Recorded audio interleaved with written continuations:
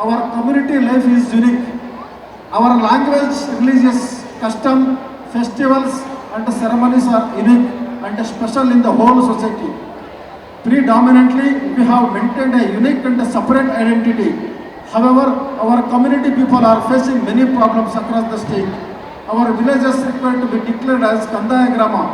Our people are facing other problems such as fear of losing reservation benefits, lack of representation, poverty and debt, lack of basic infrastructures, underemployment, lack of documentation, malnutrition, cultural erosion, migration and discrimination in the society. Lastly, alcohol abuse.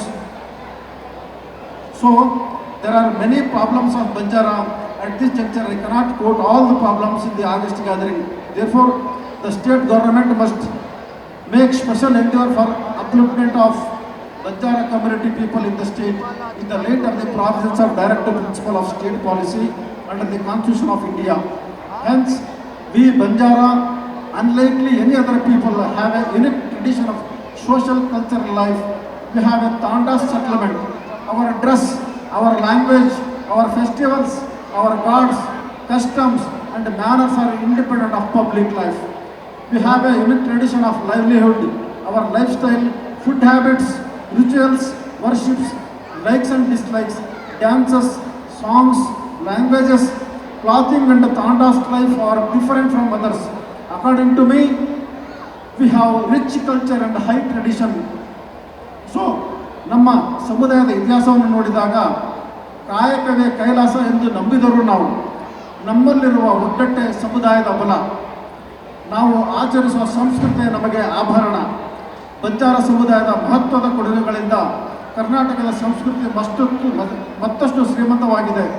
ಬಂಜಾರರ ಪರಂಪರೆಯಲ್ಲಿ ಇರುವ ಪಾಗಡಿ, ಗೆಜ್ಜೆ, ಅಲಂಕಾರ, ಪಾರಂಪರಿಕ ವಸ್ತ್ರಗಳು, ಭಾವದ ಹಾಡುಗಳು, ಲಂಬಾಣಿ ನೃತ್ಯ ಇವೆಲ್ಲ ನಮ್ಮ ರಾಜ್ಯದ ಸಾಂಸ್ಕೃತಿಕ ನಕ್ಷೆಯನ್ನು ಸುಂದರಗೊಳಿಸಿದೆ ಮತ್ತು ಶ್ರೀಮಂತಗೊಳಿಸಿದೆ. ಇನ್ನು ನಮ್ಮ ಸಂಘದ ಬಗ್ಗೆ ಹೇಳುವುದಾದರೆ, ಕರ್ನಾಟಕ ರಾಜ್ಯ ಬಂಜಾರ ಸಾಂಸ್ಕೃತಿಕ ಮತ್ತು ಕ್ಷೇಮಾಭಿವೃದ್ಧಿ ಸಂಘವು ಹಲವಾರು ವರ್ಷಗಳಿಂದ ಸಮುದಾಯದ ಅಭಿವೃದ್ಧಿಯತ್ತ ನಿರಂತರ ಸೇವೆ ಸಲ್ಲಿಸ್ತಾ ಇದೆ. ವಿದ್ಯಾರ್ಥಿಗಳಿಗೆ ಪ್ರತಿಭಾ ಪುರಸ್ಕಾರ ಕಾರ್ಯಕ್ರಮಗಳಿಂದ ಹಿಡಿದು ಬಡ ಕುಟುಂಬಗಳಿಗೆ ನೆರವು ನೀಡುವುದು, ಯುವಕರಿಗೆ ಉದ್ಯೋಗ ಮಾರ್ಗದರ್ಶನ, ಮಹಿಳಾ ಸಬಲೀಕರಣ ಕಾರ್ಯಕ್ರಮಗಳು, ಭಾಷೆ ಮತ್ತು ಸಂಸ್ಕೃತಿ ಉಳಿಸುವ ಪ್ರಯತ್ನ ಮಾಡ್ತಾ ಇದ್ದಾರೆ. ಇವೆಲ್ಲವೂ ಸಂಘದ ಬದ್ಧತೆಯನ್ನು ತೋರಿಸ್ತಾ ಇದೆ. ಇಂತಹ ಸಂಘಟನೆಗಳು ಸಮಾಜದ ನೈಜ ಶಕ್ತಿ ಕೇಂದ್ರಗಳು. ನಾವು ಎಲ್ಲರೂ ನೆನಪಿಡಬೇಕಾದ ವಿಚಾರ ಏನಂದರೆ, ಸಂಸ್ಥೆಗಳು ಬಲವಾಗಿದ್ದರೆ ಸಮುದಾಯ ಬಲವಾಗುತ್ತದೆ, ಸಮುದಾಯ ಬಲವಾಗಿದ್ದರೆ ಸಮಾಜ ಬಲವಾಗುತ್ತದೆ, ಸಮಾಜ ಬಲವಾಗಿದ್ದರೆ ರಾಜ್ಯ ಹಾಗೂ ರಾಷ್ಟ್ರ ಬಲವಾಗುತ್ತದೆ. ಆದ್ದರಿಂದ ಇಂದು ಈ ಕಾರ್ಯಕ್ರಮವು ಕೂಡ ಅದೇ ಒಂದು ಒಗ್ಗಟ್ಟಿನ ಒಂದು ಸಂಕೇತ ಅಂತ ನಾನು ಹೇಳಲಿಕ್ಕೆ ಇಷ್ಟಪಡ್ತೇನೆ. ಅದೇ ರೀತಿ ಸ್ನೇಹಿತರೆ, ದೀಪಾವಳಿ ಹಬ್ಬವು ಅನೇಕ ಸಂದೇಶಗಳನ್ನು ಹೊಂದಿದೆ. ಕತ್ತಲನ್ನು ದೂರ ಮಾಡುವಂತೆ, ನಮ್ಮ ಬದುಕಿನಲ್ಲಿರುವ ಅಜ್ಞಾನ, ಭಯ, ಸಂಕುಚಿತತೆ ಇವೆಲ್ಲವೂ ದೂರವಾಗಿ ಬೆಳಕು ತುಂಬಬೇಕು.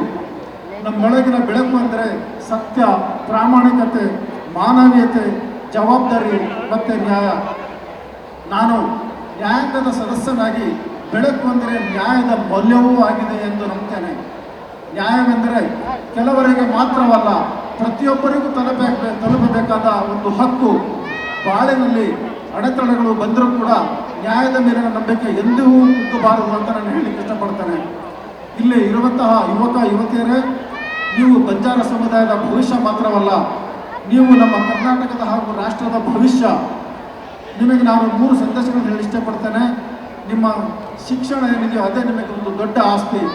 ಜೀವನದ ಎಲ್ಲ ಬಾಗಿಲುಗಳು ತೆರೆಯುವುದೇ ಚಾವಿಯ ಶಿಕ್ಷಣದ ಮೂಲಕ. ಎಷ್ಟೇ ಪರಿಸ್ಥಿತಿ ಕಷ್ಟವಾದರೂ ಕೂಡ ನಿಮ್ಮ ಶಿಕ್ಷಣವನ್ನು ನೀವು ಬಿಡಬೇಡಿ. ಏಕೆಂದರೆ ಶಿಕ್ಷಣ ಪಡೆದ ಯುವಕ ಯುವತಿ ಏಳುವಾಗ ಅವರ ಕುಟುಂಬ, ಸಮುದಾಯ ಮತ್ತು ಸಮಾಜವೂ ಕೂಡ ಮೇಲೇಳ್ತದೆ ಅಂತ ನಾನು ಹೇಳಲಿಕ್ಕೆ ಇಷ್ಟಪಡ್ತೇನೆ. ಅದೇ ರೀತಿ ನಮ್ಮ ಒಂದು ಸಂಸ್ಕೃತಿ ನಿಮಗೆ ಒಂದು ಬಲ ಇರಲಿ. ಆಧುನಿಕ ಜಗತ್ತಿನಲ್ಲಿ ಸಾವು ತುಂಬ ಮುಖ್ಯ, ಆದರೆ ನಿಮ್ಮ ಬೇರನ್ನು ಮರೆಯಬೇಡಿ. ನಿಮ್ಮ ಹಿರಿಯರು ಬಂದ ದಾರಿಯನ್ನು ಮರೆಯದಿರಿ. ನಮ್ಮ ಭಾಷೆ, ನೃತ್ಯ, ಪರಂಪರೆ ಇವೆಲ್ಲ ನಮ್ಮ ಅಸ್ತಿತ್ವ. ಬಹುಶಃ ಅದನ್ನು ಬೇರೆಯವರು ಅನುಸರಿಸಿದ್ದಾರೆ ಈಗ. ಅದೇ ರೀತಿ ತಾವು ಒಳ್ಳೆಯ ಕೆಲಸನ್ನು ಕೈಗೊಳ್ಳದೆ ಕಾಣ್ರಿ. ನಿಮ್ಮ ಭವಿಷ್ಯ ಉಜ್ವಲವಾಗಲು ಗುರಿ ಸಾಧನೆ ಈಡೇರಿಸಿಕೊಳ್ಳಲು ನೀವು ಕನಸುಗಳನ್ನು ಕಾಣ್ರಿ. ನೀವು ದೊಡ್ಡ ಸಾಧನೆ ಮಾಡಲು ಬೇಕಾದ ಶಕ್ತಿ ನಮ್ಮ ಪರಂಪರೆಯಿಂದಲೇ ಬಂದಿದೆ. ಧೈರ್ಯ, ಪರಿಶ್ರಮ, ನಿಷ್ಠೆ ಈ ಗುಣಗಳು ಬಂಜಾರ ರಕ್ತದಲ್ಲೇ ಇದೆ. ಆದ್ದರಿಂದ ನಾನು ಕರ್ನಾಟಕ ರಾಜ್ಯ ಬಂಜಾರ ನೌಕರರ ಸಾಂಸ್ಕೃತಿಕ ಮತ್ತು ಕ್ಷೇಮಾಭಿವೃದ್ಧಿ ಸಂಘದ ಅಧ್ಯಕ್ಷರು, ಕಾರ್ಯಕಾರಿ ಸಮಿತಿ ಮತ್ತು ಎಲ್ಲ ಸದಸ್ಯರಿಗೆ ನನ್ನ ಹೃದಯಪೂರ್ವಕ ವಂದನೆಗಳನ್ನ ಹೇಳಲಿಕ್ಕೆ ಇಷ್ಟಪಡ್ತೇನೆ. ತಾವು ಮಾಡುತ್ತಿರುವ ಎಲ್ಲ ಕೆಲಸ ಒಂದು ಸಂಘಟನೆಯ ಚಟುವಟಿಕೆಯಲ್ಲ, ಇದು ಸಂಸ್ಕೃತಿ ಉಳಿಸುವ ರಾಷ್ಟ್ರ ಸೇವೆ.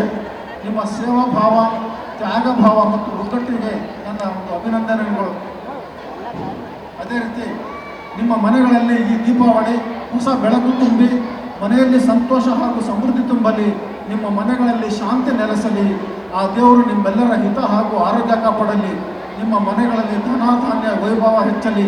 ನಿಮ್ಮ ಮಕ್ಕಳ ಜೀವನದಲ್ಲಿ ಹೊಸ ಅವಕಾಶಗಳನ್ನು ತರಲಿ ಎಂದು ಹಾರೈಸ್ತೇನೆ.